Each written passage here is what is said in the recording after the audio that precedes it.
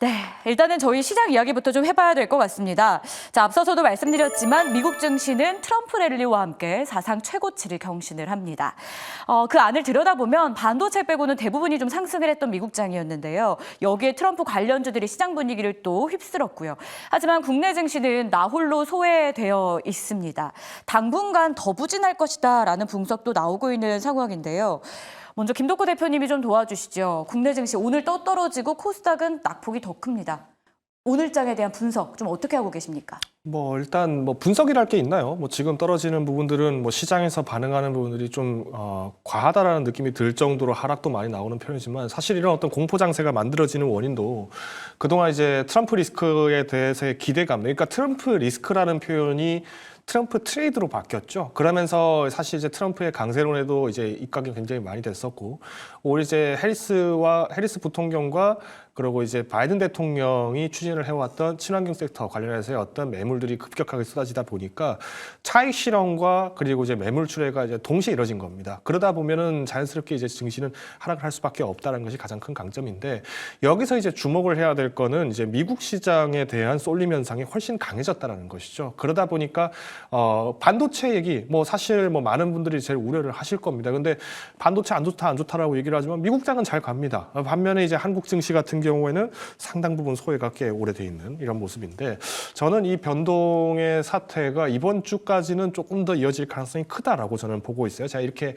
말씀드리는 이제 객관적인 근거는 우리가 이제 선거 결과가 이제 발표가 된 게 한 이틀 정도, 하루 이틀 정도 뒤에 이제 선거 당일로부터 한 이틀 뒤에 이제 공식화가 되었는데, 그러면 이제 여기서 기관들과 외국인들 그리고 마찬가지로 개인 투자자들도 이 포트를 변경을 하게 됩니다. 그러니까 대응을 하는 주체들이 있다라는 거죠. 근데 이 대응을 하는 주체들이 자금이 굉장히 크다 보니까 이거를 한 번에 매도를 할 수가 없죠. 그러다 보니까 당연히 이제 주식 시장에서 제한적으로 본다 하더라도 거래 물량이 계속 이제 쏟아지는 것처럼 며칠째 쏟아지는 것처럼 연출이 나올 수밖에 없는 상황이고요. 조금 더 시각을 크게 보신다라고 하면은 이제 사모펀드나 아니면 이제 글로벌 펀드들, 그러니까 펀드를 투자하는 주체들 같은 경우에는 말 그대로 이제 여러 종목들을 이제 관리를 하다 보니까 이 포트를 완벽하게 바꾸는데 시간이 상당히 오래 걸릴 수밖에 없습니다. 그런 의미에서 본다라고 하면은 하락 자체는 좀 예상은 했지만, 저는 그래도 우리나라 증시가 이렇게까지 소외를 당할 정도로 하락이 크다라는 것은 좀 상당히 가슴이 아프다라고 좀 말씀드릴 것 같고요. 대신 이제 그럼 우리가 이제 이 한국 증시, 그러니까 사실 어떻게 보면은 이제 더 무너질 것도 없는데 여기서 뭘 더 무너뜨리느냐 이렇게 말씀하시는 분도 계세요. 근데 저는 이런 시점에는 항상 이제 말씀을 드리는 게 이제 수급의 추적이 필요하다 말씀을 드려요. 근데 이 수급의 추적이 이제 많은 분들이 오해를 하시는 분들이 계세요. 그러니까 오늘 외국인들이 얼마 샀으니까 이 종목 갈 거야. 예를 들면 오늘 시장 수급에서 순매수 상위에 있는 게 이제 삼성중공업, 그리고 코스닥 같은 경우 하이드로리튬, 제주 반도체 이런 기업들이 지금 어느 정도 순매수가 좀 이루어져 있는 상황인데, 얘네 매수했으니까 이제 얘네만 가겠구나 이렇게 생각하실 수도 있어요. 근데 이 뜻이 아니라 지금 대선 전후에 대선 전에 6개월 동안의 수급량도 추적을 해보셔야 되고, 대선 이후에 대한 대선 결과가 발표된 이후에 대한 수급도 추적을 해보셔야 됩니다. 그래서 이 수급이 계속 유효하게 들어왔는가, 그러니까 정말 시장이 하락하고 있는데 계속 외국인과 기관들이 사고 있는 종목이 있는가, 혹은 외국인만 사는 종목이 있는가, 이 부분들을 반드시 추적을 하셔야 되고요.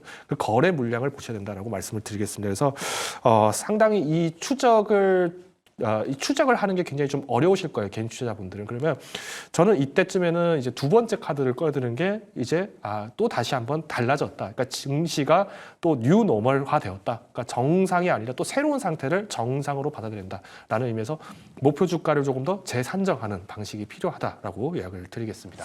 알겠습니다. 우혜진 대표님 의견도 바로 좀 받아볼 텐데요. 최근에 증시 부진했지만 더 부진할 것이다라는 분석이 나오고 있는 배경 중에 하나가 그래도 저희가 좀 믿었던 구석이 중국의 부양책이었는데 결과론적으로 만족스러운 부분도 있었지만 요즘 시장이 그렇잖아요. 실적만 나오더라도 부합하면 그걸로는 만족 못해. 네. 더 큰 걸, 더 서프라이즈를 가져와 보여줘.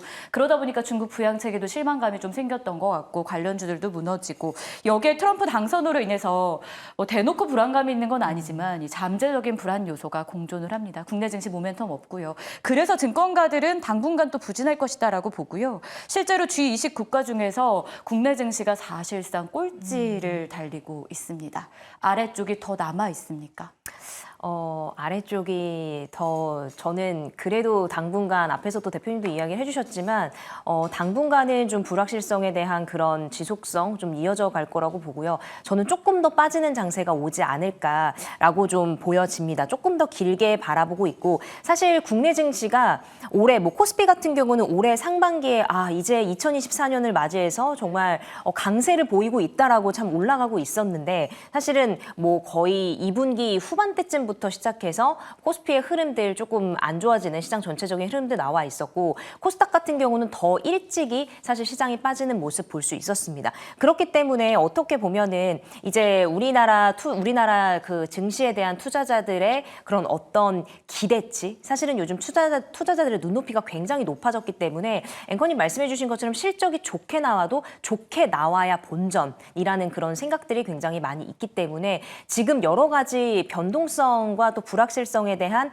그런 재료들은 아직까지 공존해 있는 상황입니다. 그리고 이제 트럼프 당선인에 대한 그런 이 트레이드, 리스크가 트레이드로 바뀌었다고 말씀을 해주셨는데 사실 이 트레이드가 지금 우리 시장에 더 좋지 않은 어떻게 보면 영향을 좀 주는 그런 흐름도 있고 언급을 한 하나하나 모든 재료들에 좀 예민하게 반응을 하는 민감하게 반응하는 그런 모습을 볼 수 있기 때문에 오히려 이럴 때 우리가 방향성을 잡고 쭉 가다 보면은 상방으로 가건 하방으로 가건 우리가 대응을 할 수 있는 마련책이 있지만 지금은 뭐 비트코인에 대한 부분들 그 재건에 대한 부분들, 여러 가지 뭐 협력을 하겠다라는 부분들, 대중 압박에 대한 그런 부분들에 대해서 우리가 좀 매번 이제 나와지는 그런 이슈들로 인해서 뭔가 투자자들이 갈피를 못 잡고 수급의 이동이 계속되고 있다 보니까 어떤 한쪽에 뭐 국내 증시에 집중을 할 수도 없고 또 그렇다고 뭐 이제는 뭐 서학 쪽으로 계속 움직이는 그런 흐름들을 보이고 있기 때문에 사실은 당분간 이런 불확실성이 계속해서 좀 지속이 될 수 있다라고 좀 말씀을 드리고요.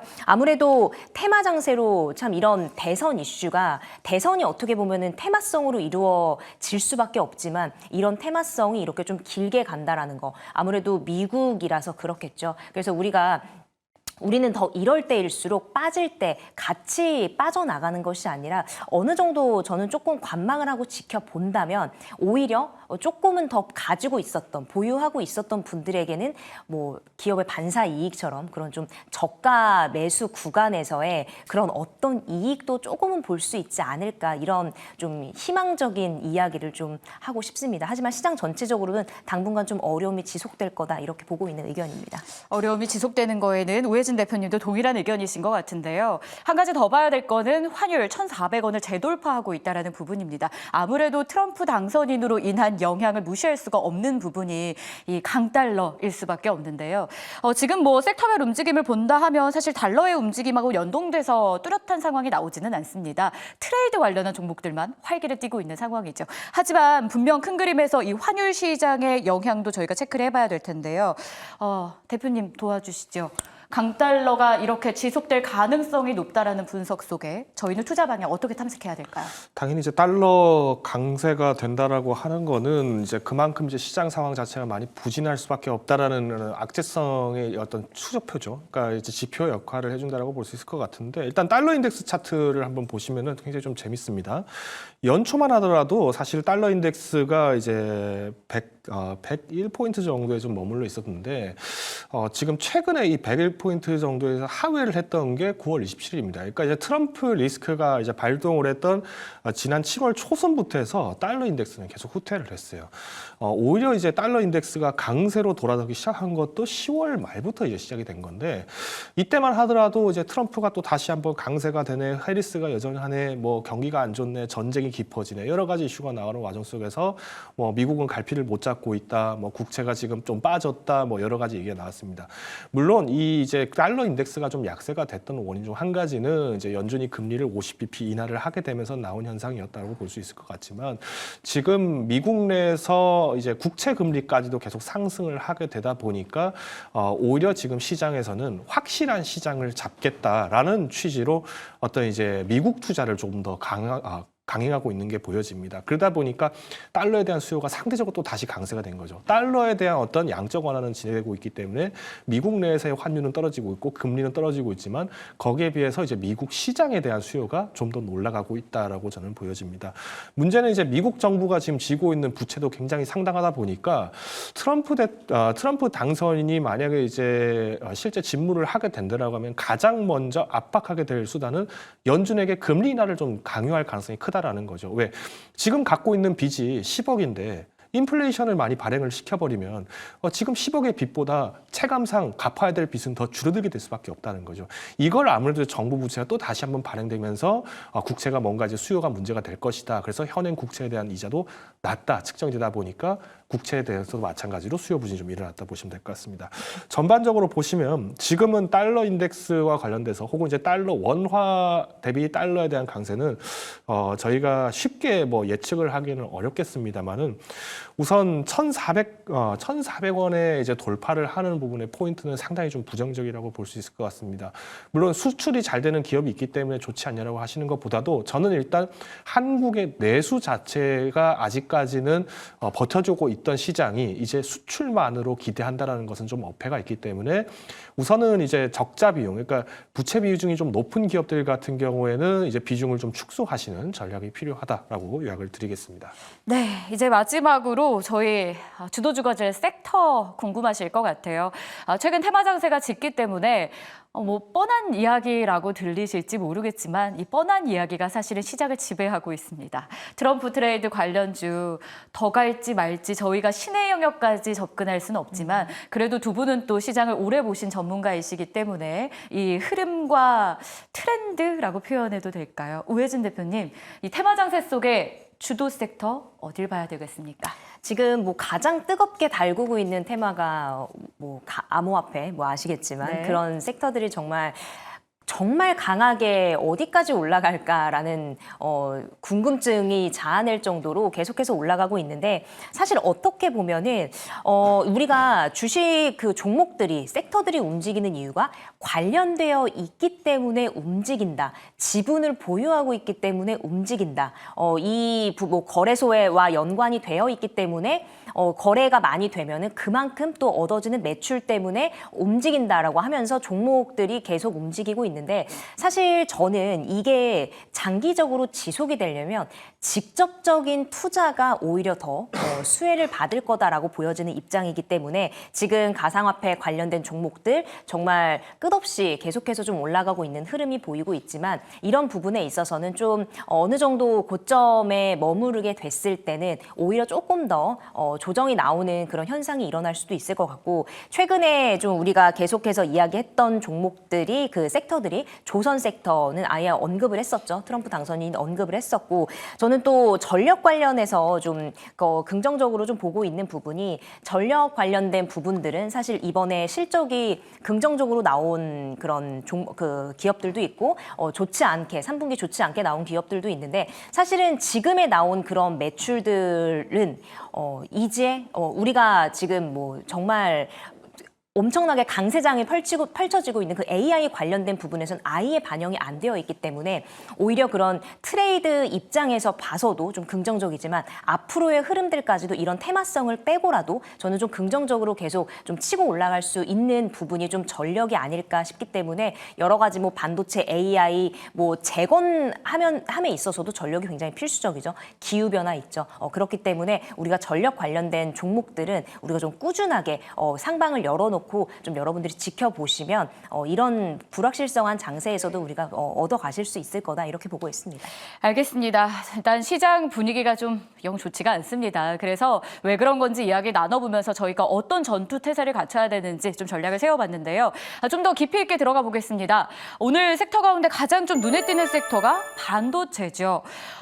잘 가서가 아니라 좀 부담 요소가 끊이지를 않고 있는데 지금 트럼프 행정부가 출범하면 대중 반도체 제재가 더 강화될 것이란 우려감 속에 과연 국내 반도체 증시의 앞날을 저희가 어떻게 예측해야 되는 건지 좀 실질적으로 분석을 해볼 시기가 또 온 것 같습니다. 일단 TSMC가 어제 하락을 했죠. TSMC가 미국 입장에 서서는 이렇게 말을 합니다.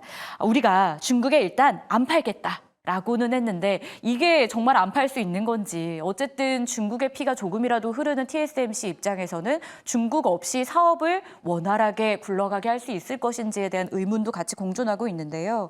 김덕호 대표님, TSMC 일단 하루짜리 하락으로 봐야 되는 건지 중국 없이도 정말 사업이 가능한 건지 현주소를 좀 알아야 될 것 같아요. 뭐 아까 잠깐 뭐 위트 있게 말씀하신 표현 중에 그래도 대만 사람들 피 안에는 중국인들 피도 좀 섞여 있다 이렇게 말씀하셨는데 그러면 한국인들은 대만 중국인과 피가 섞여서 중국과 거래를 해야 될까요? 그렇지는 않겠죠. 그런데 이제 우리가 이제 G2 국가고 그만큼 이제 경제 성장 동력이 굉장히 컸던 그리고 이제 무역 수출 규모가 굉장히 큰 국가가 지금 라이벌 관계에 있다 보니까 당연히 이제 어느 한쪽을 선택할 수밖에 없다라는 취지에서 이제 TSMC가 선제적으로 판단을 하지 않았나라고 저는 보고 있습니다. 다만 이제 우리가 우려가 되는 부분은 TSMC가 지금 중국에 대해서 수출을 하지 않겠다라고 얘기를 했던 것이 모든 걸 수출을 하지 않겠다라고 얘기한 것이 아니라 7나노 이하급의 제품에 대해서는 수출하지 않겠다라고 얘기를 한 거죠. 자, 우리 7나노라고 얘기를 하는 이유가 뭐겠습니까? 지금 뭐 중국 같은 경우에는 그동안 이제 우리나라를 비롯해서 세계 각국에서는 ASML로부터 이제 노광 장비 받아서 이 장비를 가지고 미세 공정에 좀 더 수율을 높이는 것에 집중을 많이 했어요. 근데 이번에 중국에서는 중국 정부가 직접 자금을 들여서 이제 노광 장비에 대해서 국산화를 시도를 하겠다라고 얘기가 나왔어요. 근데 이 수율이 아직까지는 굉장히 정밀하지는 못합니다. 그러니까 이제 아직 뭐 20대 미만으로는 지금 아직 떨어지지는 못했는데 지금 제가 알기로 28단 정도가 28나노까지는 아직까지는 좀 수율이 좀 어느 정도 잡힌 걸로 알고 있어요. 근데 이것만 가지고 뭐 지금 엔비디아에 납품하는 뭐 블랙웰의 물량만큼 혹은 이제 블랙웰에 탑재해야 돼야 되는 이 반도체 수율만큼의 제품을 어느 날 뚝딱 만든다? 이건 불가능합니다. 미국이 가장 경계하는 부분들도 작은 앞마당은 작게 그리고 펜스는 높게 한다라는 취지로 지금 이 원천 기술을 얻어가는 것에 대해서의 독점권을 갖겠다라는 것인데 그런 의미에서 본다면 TSMC의 행동은 당연히 지금 성장하는 시장도 있겠습니다만은 지금은 오히려 제재를 피하겠다가 좀 더 유리할 것이다라고 판단을 한 거죠. 그런 의미에서 본다면은 이제 문제가 되는 거는 SK하이닉스와 삼성전자인데 삼성전자 여전히 지금 중국향 매출로 지금 HBM 제품을 납품을 하고 있죠. 이번에 엔비디아에서 재고가 좀 부족하니까 삼성전자 걸 일부 쓰겠다라고 했지만 지금 TSMC가 말 그대로 그동안 납품하던 라인을 놀릴 수는 없을 테니 이 물량이 과연 TSMC에게 뺏기냐 뺏기지 않냐가 최종적인 삼성전자에 대한 투자 매력도를 결정하게 되는 순간이다라고 말씀드릴 수 있을 것 같습니다. 네, 그러면 좀 더 국내 반도체 증시는 어떻게 해야 되는지도 우혜진 대표님께 이야기를 들어봐야 될 것 같습니다. 미국은 중국과 교류하지 않았으면 좋겠다는 의사를 지금 은연중에 표시를 하고 있는 거고 중국은 근데 그거랑 상관없이 나 자립할 거야 라면서 영역을 점점 확장시켜 가고 있는 상황입니다. 그럼 삼성전자는 또 무너지고 있는 이 상황에서 국내 반도체주들은 저희 어떻게 대응을 좀 해야 될까요? 우선 국내 반도체 어떻게 보면은 지금 뭐 거의 뭐 미국, 중국 고래 싸움에 새우등이 계속해서 좀 터지는 꼴이 나오고 있고 눈치 싸움이 계속돼서 나오고 있는 상황인데 사실 그간에 뭐 여러 가지 뭐 대중 압박이나 뭐 이제 여러 가지 뭐 그런 흐름들에 대해서는 우선 제쳐두고 사실은 중국에서 어떻게 보면 중국은 모든 제품들을 좀 저가로 지금까지 좀 공략을 했던 부분이 있었습니다. 자, 그렇기 때문에 어쩌면 이 미국에서 더욱더 그런 압박이 들어오고 이제 우리는 중국 거를 뭐 쓰지 않겠다라는 부분들에 대해서 계속 좀 부각이 된다라면 가격도 싼데 이제 수출을 하지 못하는 부분에 있어서는 중국이 오히려 조금 더 힘든 상황이 될 거고요. 그럼에 있어서 지금 상황에서 봤을 때 우리나라 반도체 굉장히 쉽지 않을 수 있겠죠. 그런데 이런 여러 가지 상황들을 좀 봤을 때 어떻게 보면은 삼성전자와 SK하이닉스를 필두로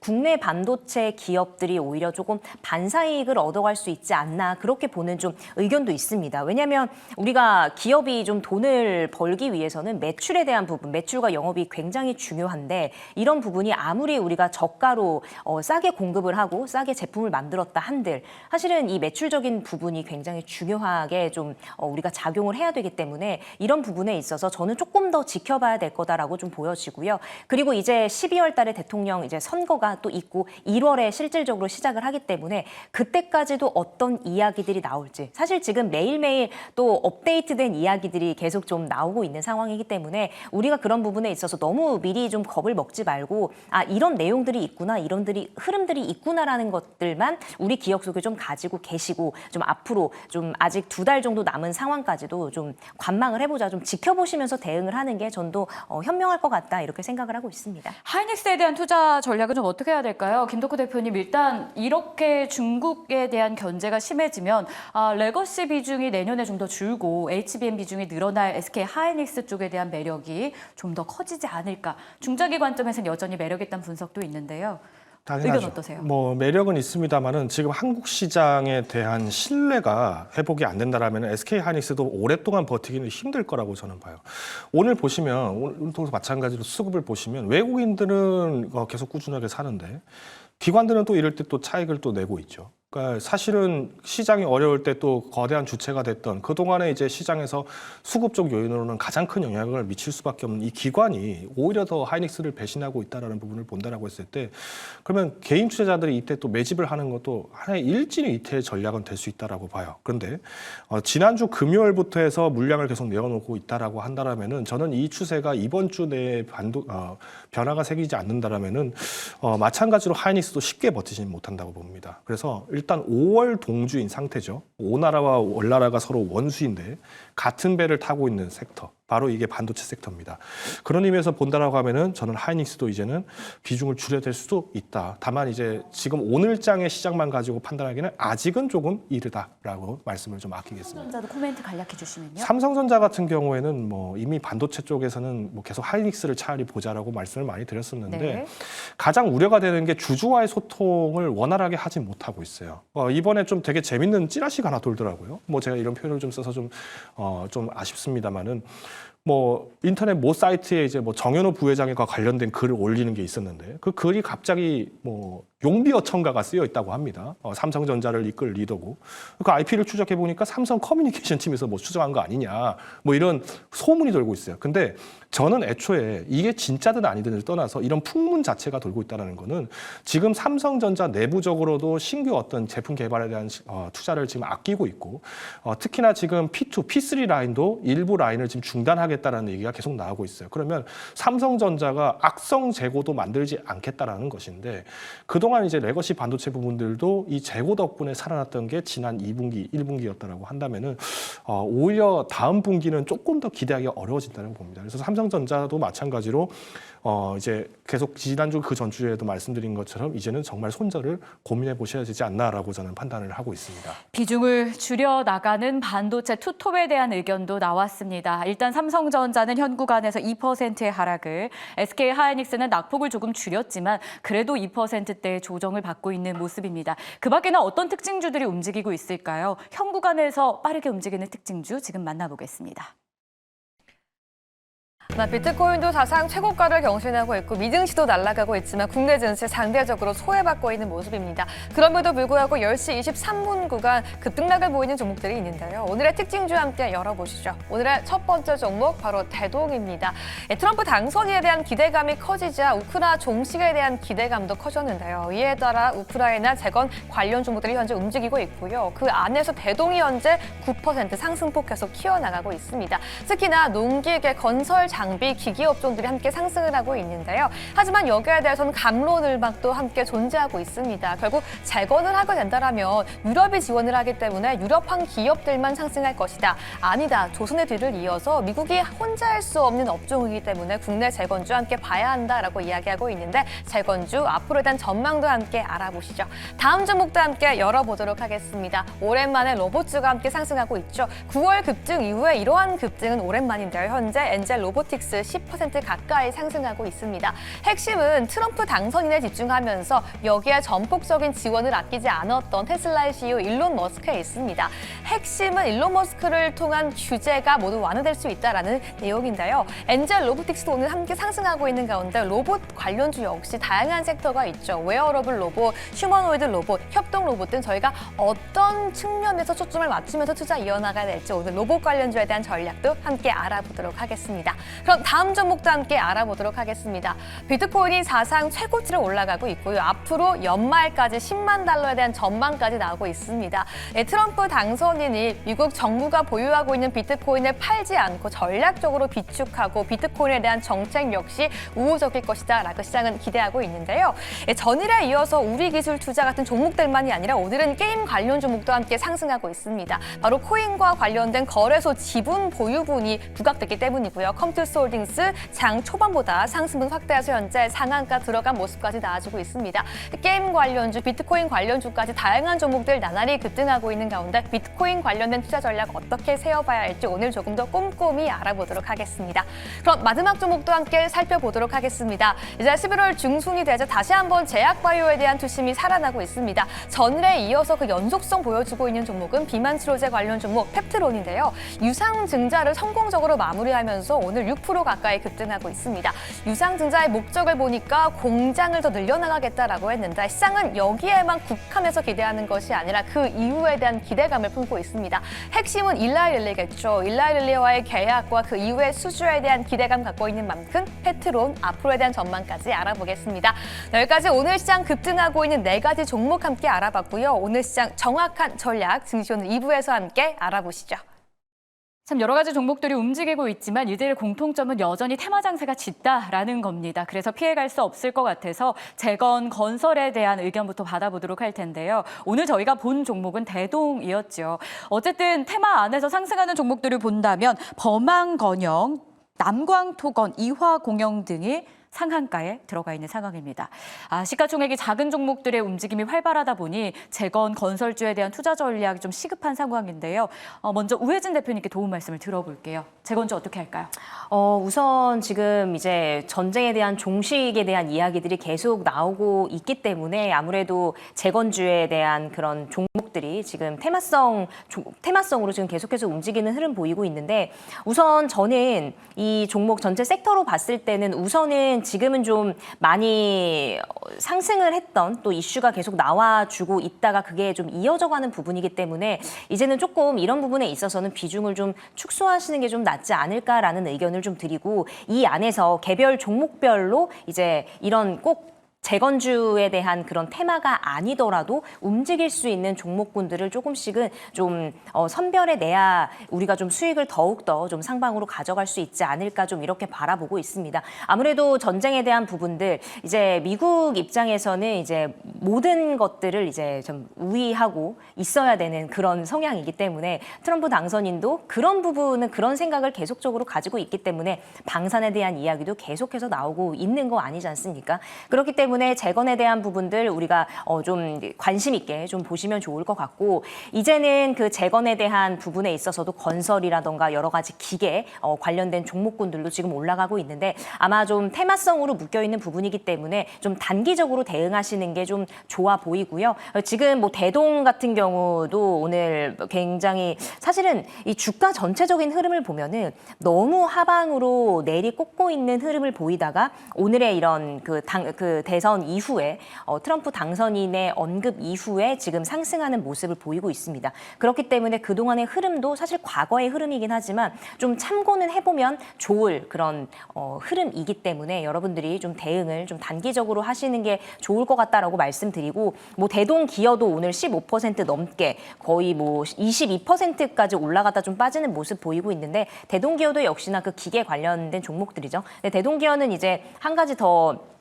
이전부터 나왔던 이슈들이 대동기업 그 기계에 있어서 AI 뭐 로봇에 대한 그런 기기에 대한 언급들이 계속 나와 있었기 때문에 그동안에 조금씩은 좀 상승하는 흐름들이 있었거든요. 이런 부분들까지 좀 같이 여러분들이 좀 파악해서 보신다면 그래도 우리가 단기적인 대응이든 중장기적인 대응이든 그런 부분에 있어서 조금 더 현명한 대응을 하실 수 있을 것 같다. 이렇게 정리하도록 하겠습니다. 알겠습니다. 아무래도 시장 안에서 뚜렷한 움직임은 테마 장세 속에 트럼프 트레이드로 나오고 있기 때문에 이번에는 제약바이오 투자 전략에 대해서도 이야기를 나눠봐야 될 것 같아요. 1년 동안 많이 올랐습니다. 그리고 오늘은 장중에 사상 최고가를 다시 한번 경신한 펩트론이죠. 12만 1,000원 선까지 고점을 높인 상황이고요. 일라이릴리와 공동 계약을 한다는 소식 이후에 주가가 계속 상승세를 이어가고 있는 모습입니다.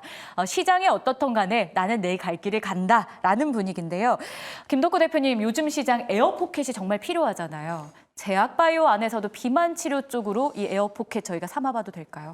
뭐 일종의 시장이 이제 하락할 때 그래도 솟아날 구멍이 있다라는 얘기는 늘 있습니다. 근데 이 시장에 이 솟아날 구멍이 여기기 때문에 지금 몰린다? 그러면 한 번에 많은 사람이 몰리면 그 구멍에 한 번에 많은 사람이 빠져나갈 수가 없습니다. 저는 지금 펩트론의 5분봉 차트를 제가 지금 보고 있는데 제가 이 차트를 보여드린 이유가 지금 지난 한 달 동안의 거래를 봤을 때 펩트론이 이제 10만 원 선 돌파 직전에서 돌파 여부를 놓고 이제 다시 이제 탈환하느냐 하지 못하느냐가 비로소 엊그제 나왔습니다. 그러니까 그만큼 이제 거래 물량이 조금 쏠리는 현상이 나왔을 때는 당연히 이제 손절을 하신 분도 계시겠지만은 오히려 이 10만 원 선에서 이제 말 그대로 이제 과거에 펜트하우스에 사셨던 분들이 이제 우리 집수 층수가 높아졌네라고 생각하면서 좀 이탈하시는 분들도 많이 계실 거라고 봐요. 그러면 저는 신규로 진입하셨던 분들이 결국은 손바뀜이 일어나는 거는 이 11만 원 선과 12만 원 선에서 일부 좀 횡보 움직임이 나오지 않을까라고 보고 있습니다. 저는 펩트론이 당연히 이제 미국의 일라이릴리와의 어떤 협력 관계들이 계속 이제 지속이 된다라는 기대감으로 조금 더 상승 있을 수 있다라고 보지만